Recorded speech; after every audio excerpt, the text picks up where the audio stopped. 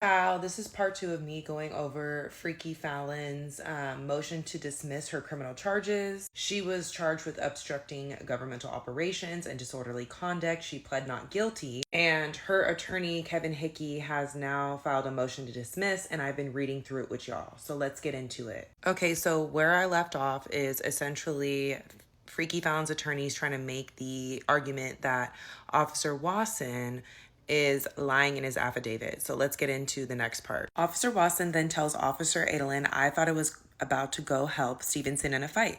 There was not a fight. Chris Vaughn had already left the area. Officer Wasson then attempts to give away Falen Vaugns' property without her permission or authorization. Still in the scene, a discussion is had amongst Officer Wasson, Adolin Stevenson, and Casey and Brittany Johnson. Officer Wasson asks Casey and Brittany if they want Stacy Riddle to have the phone, which Casey states yes. Brittany interjects and asks, what is our obligation as to that, because I just know they are going to sneak it back to him again. Officer Wasson incorrectly applies the law and states it's really up to y'all. Brittany says, okay then, we're going to keep the phone and we're going to shut it off. Thankfully, Officer Adolin steps into the conversation to determine ownership of the phone. He asks Brittany who pays for the phone, and Brittany is evasive. Officer Adolin presses her and asks again, and Brittany feigns ignorance and says, you'd have to ask him, gesturing towards Officer Wasson. Officer Wasson then catapults and states that Falen Vaughn pays for the phone. Officer Adolin immediately says, give them the phone back. Brittany then produces the phone from her pocket where she had been concealing it and gives it to Officer Wasson. Wait, I'm very confused right now because Brittany literally told the officers from jump that the phone belonged to the Vaughns, and that was the whole issue. So, am I crazy? Okay, let's continue.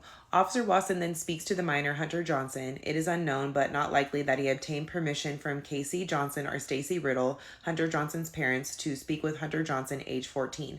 Hunter Johnson is visibly upset by the events. Officer Wasson asks Hunter Johnson if he is okay, to which Hunter Johnson responds no. Officer Wasson inexplicably then tells Hunter Johnson, and this is a footnote. Earlier, Casey had already told Officer Wasson that he wanted Stacy Riddle to take the phone. He is reiterating that here. Here in a couple years, you got a lot more say, insinuating Hunter Johnson could decide where he wanted to live. There was no reason for this unsolicited and incorrect statement. I feel like that statement really helps them. It's in their favor. Like, why did they include that? Okay. Dismissal of the case is warranted. Disorderly conduct is governed by ACA 5-71 207. A review of the statute finds that a person guilty of this offense must act with the purpose or with recklessness to create a public inconvenience, annoyance, or harm. Falen Vaughan did not have the purpose to act, nor did she act recklessly in a way to violate the statute. She arrived at the scene for one purpose, because her 16-year-old daughter had called her for help. She made it clear to the police officers that she was only there to retrieve her daughter, and as soon as her daughter and grandson were leaving the scene, she was leaving the scene. For some unknown reason, the officers on scene continued to not let Falen nor her daughter and grandson leave the scene. The officers had already made it clear that there were no charges being filed. The reason for the officers being on scene had nothing to do with Falen nor her daughter. There was no reason for them to continue to be detained. A disorderly conduct charge in this instant is not warranted, and the count should be dismissed. I don't believe this. Why was your daughter even driving Stacy around to a hostile custody exchange? Like, Brittany had already called the police in advance because Stacy refused. Brittany, the stepmom, had already let authorities know that there was an issue with the custody exchange because Stacy decided to refuse to allow Hunter to go with a family friend that was already like mapped out, right? And was trying to take Hunter, or like try to do right of refusal, right? Which is not in their custody paperwork. And the authorities were already like notified, and it was already hostile. Yet you allowed your daughter to go drive him to a hostile custody exchange? Like, that's on you as a parent.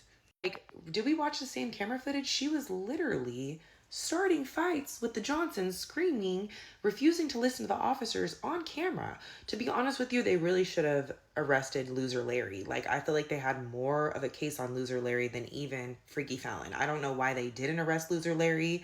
It's even in the motion where they're saying Larry was aggressive. Larry was the one that was like coming on scene upset. So I think they made a mistake in letting loser Larry go, to be honest with you. Similarly, the count for interfering with governmental operations. Similarly, I said that really weird. I'm sorry, I'm having trouble saying that word.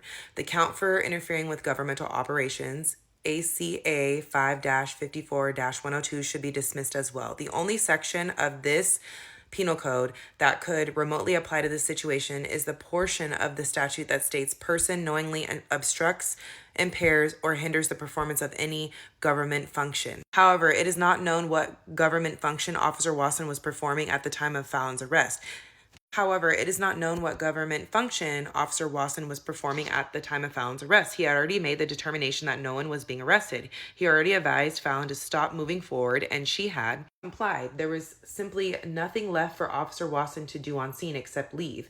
Falen's actions do not rise to the level of obstructing government operations, and that should be dismissed. It should be noted that refusal to submit arrest and any means of avoiding compliance with the law not involving affirmative interference with a governmental function are specifically excluded under the statute.